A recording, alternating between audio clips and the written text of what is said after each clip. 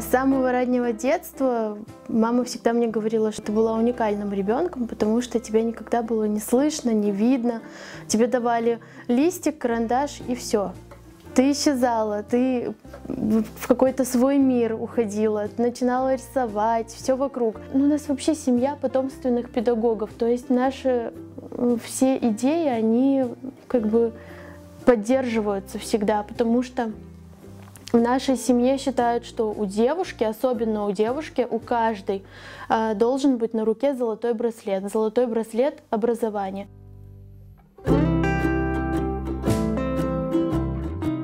Я стараюсь орнаменты передавать в работах. Среди южнобережных крымских татар чаще всего использовали геометрический орнамент, то есть ромб, треугольник, круг и так далее. Среди степных крымских татар чаще всего использовался растительный орнамент. И, конечно, мне он и почему-то вот импонирует больше. Как по мне, он такой очень яркий, красочный, я вот это вот очень люблю. В нашем орнаменте есть бадем. Бадем — это девушка. Если бадем, например, с ободком, значит, эта девушка уже на выданье, то есть это будущая невеста. А если, например, ободка нет на бадеме, значит, это еще девочка, маленькая девочка, которая вот только растет. Также у нас есть в орнаменте символ ляле, это юноша.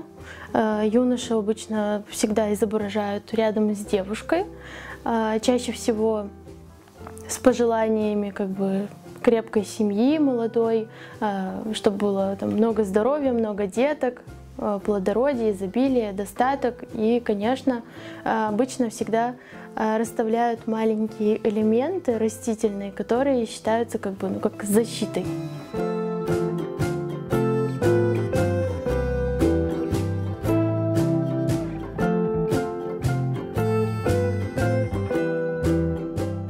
Очень люблю гранат. Вот. Гранат для меня это что-то особенное. То есть и символ у граната очень такой как бы сильный. Гранат — это плодородие, это изобилие, это достаток. Зернышки граната — это детки в семье. То есть вот все вот эти моменты для меня они очень такие трогательные.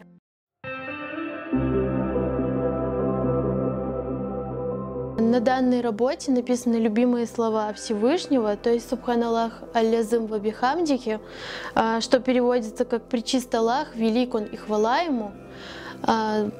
Всегда, когда пишу интерьерные работы, хочется, чтобы они несли в себе определенный смысл. То есть эта работа, например, будет висеть в гостиной, то есть приходят люди, сами люди, которые живут в этом доме, они обращают внимание, и это для них, как можно сказать, напоминанием служит, что есть Всевышний, и что это очень ценно в нашей жизни, и что если ты хочешь, чтобы у тебя все было хорошо, то ты всегда должен помнить об этом. Хочется показывать красоту нашей религии, нашего национального орнамента. А у нас очень красиво. Многие говорят, вот, как жаль. Например, портреты нельзя изображать. Но у нас в религии на один запрет есть 1000 дозволенностей. То есть нельзя портреты писать, но можно столько всего красивого создавать и без этого. То есть всегда есть выход из положения. Когда я начинаю работать с золотом, я реально не дышу, потому что оно настолько тонкое, это просто... И буквально любое дуновение, оно тревожит этот листик, а его нужно прислонить ровно, оно отрывается от каждого малейшего прикосновения. Я не знала, что я так сильно полюблю этот материал. Он очень капризный, но, может быть, мне это и нравится, что не просто работать. Процесс работы всегда протекает по-разному, и длительность выполнения работы от этого тоже отличается. Но в то же время бывает такое, что я работу на время откладываю, чтобы посмотреть на нее, подумать, как можно получше сделать, покрасивее и так далее. Но в среднем на одну картину, может быть, неделя-две может уйти. В процессе работы я реально такое наслаждение получаю невероятное. И в основном мастера говорят, нет настроения, не сажусь за работу. Я раньше тоже так говорила, но сейчас я поняла, что нет. настроение вообще не влияет на мою работу. Я когда сажусь, какое бы у меня ни было состояние, я так наслаждаюсь, что, наверное, любое настроение превращается просто в превосходное.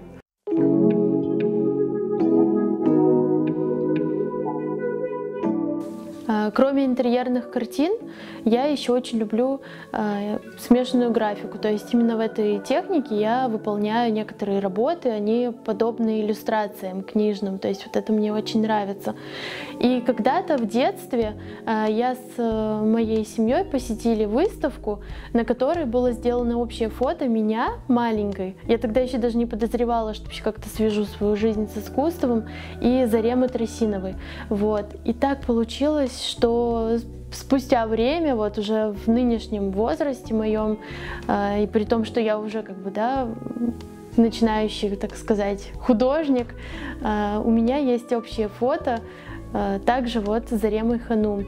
И для меня это, наверное, вот какой-то был знак в прошлом, да, в детстве, что как-то вот я все-таки себя с искусством свяжу. Все эти работы — это как раз вот вдохновение я получила от этого прекрасного человека.